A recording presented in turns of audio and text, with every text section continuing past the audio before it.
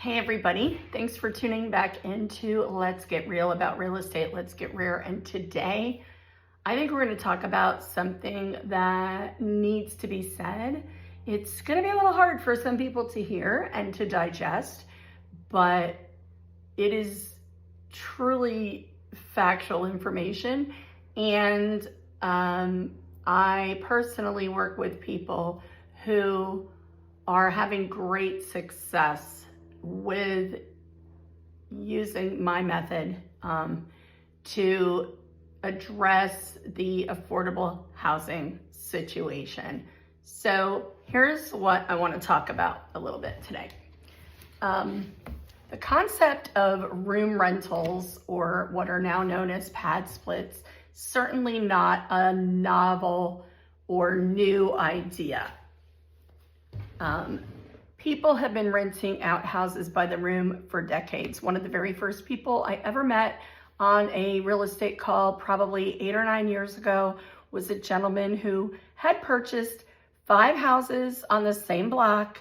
They were all 2 and 3 bedroom homes, and he was renting each one of them out by the bedroom and using, individual door locks, door codes, everything that's going on today. So let me back up just a little bit. So if you're not familiar with how this works, what many successful investors are doing to address the need for affordable housing in many cities across the United States, and I know it's huge in Northeast Florida. So they purchase a home, and maybe that home is a 3-bedroom, 2-bath. And what you do with these is you modify the layout because you do not want living areas or dining rooms. So you don't want any common areas for people to hang out, invite guests over, any of that sort of thing. Okay, so really what you're doing here is you're taking your living room and dining room spaces, you're putting up walls and an extra door in each one, and you're turning those into additional bedrooms. Now, many of the corporations that support and do property management for these types of properties, they suggest a ratio of 4 bedrooms to each bathroom. But your bedrooms do not have to be standard bedroom size. Now, you do have to have egress. You have to have a full-size window for, an emergency first responder to come in if there was a fire or something like that.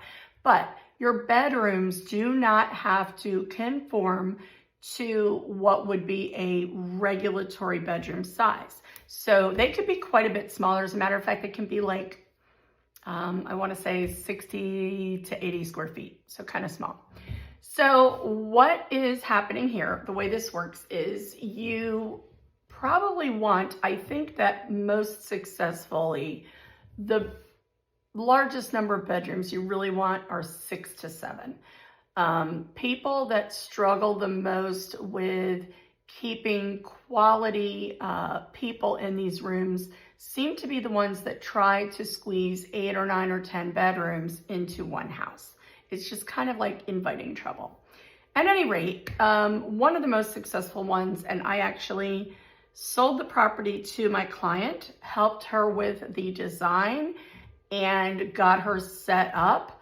I also am in charge of meeting and interviewing the people moving into the rooms, and I designed the guest agreement for her. Notice we call it guests. We are calling them extended stay guests, not tenants. Okay, very important. They do not get a lease. They do not sign anything other than our agreement. And that agreement specifically says that according to Florida housing laws, they have absolutely no rights of tenancy. They are an extended stay guest, similar to a hotel guest.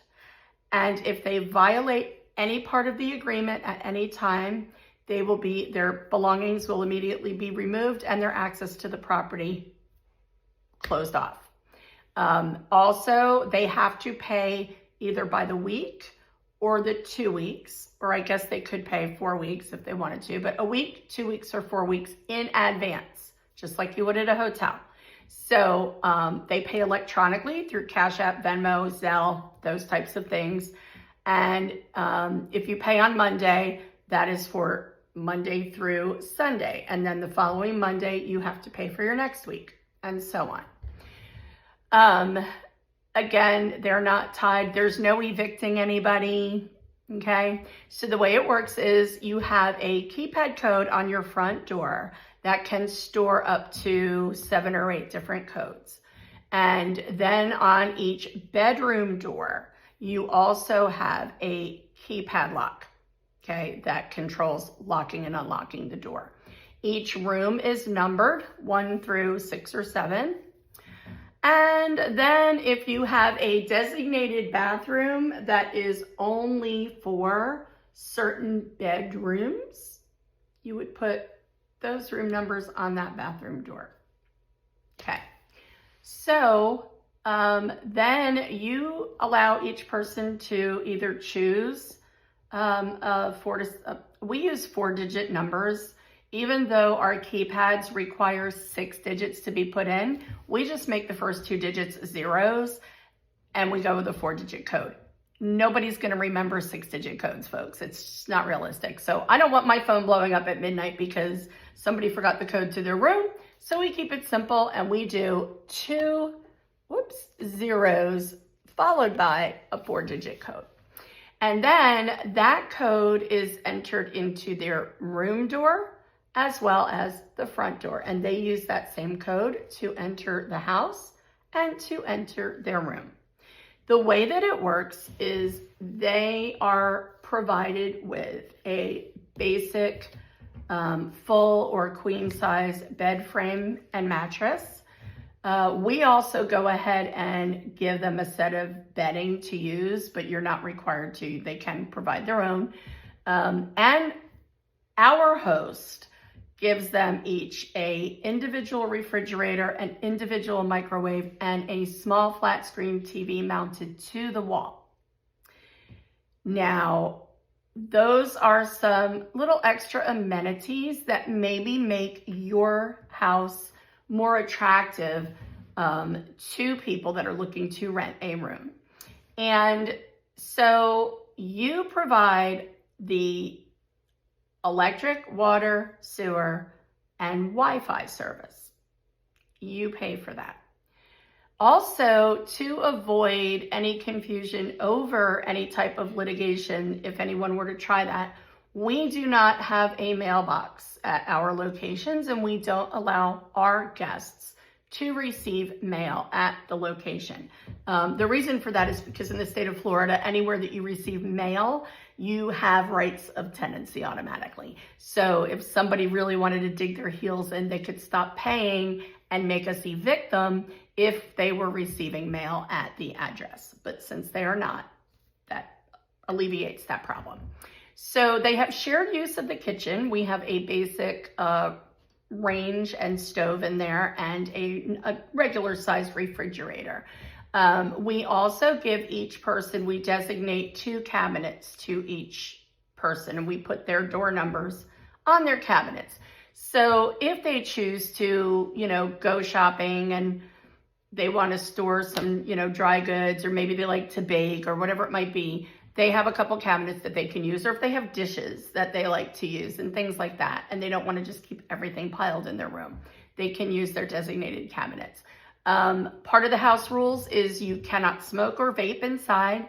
You cannot have any illegal or illicit drugs. You cannot have guns or weapons, and you have to clean up after yourself.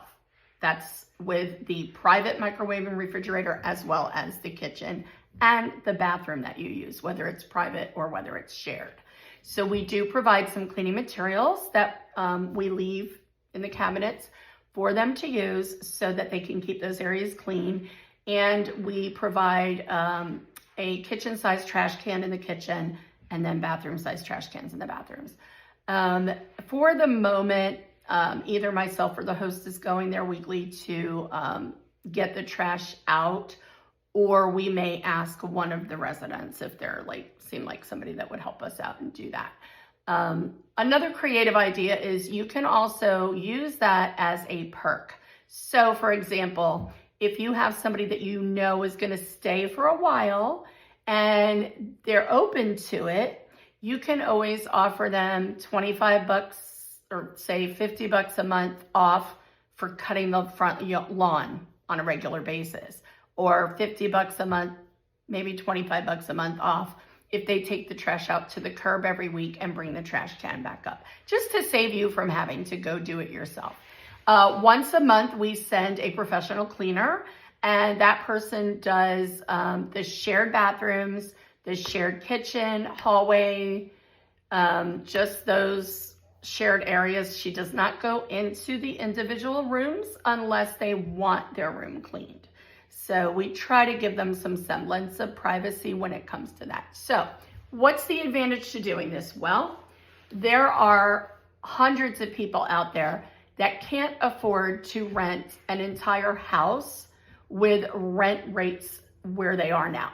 And these are mostly blue collar workers. They make $30,000, $40,000 a year, and $1,500 a month is just not reasonable for them, or $1,400, even $1,200. So they rent this one room with these shared areas for anywhere from $600 to $700 a month.